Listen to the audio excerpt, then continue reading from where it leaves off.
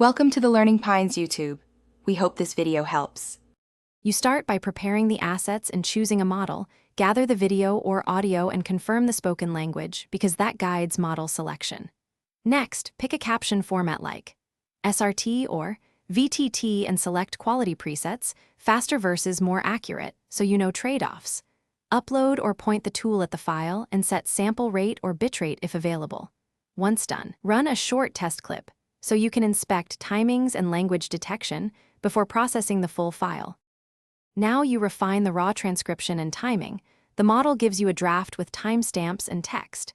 Make sure words align by adjusting offsets, trim or expand by 1/4 to 2 seconds when speech runs together. Apply punctuation, capitalization, and speaker labels so captions read naturally, and enforce line length limits like a 42-character max per line for readability. Once edits look good, preview captions tiled on the video to verify pacing and legibility, but finish by exporting the captions in your chosen format and integrating them into the target player or platform. Soft captions, SRT/VTT, are editable, while burned-in captions require re-rendering. Test playback across devices to confirm sync, encoding, and font visibility.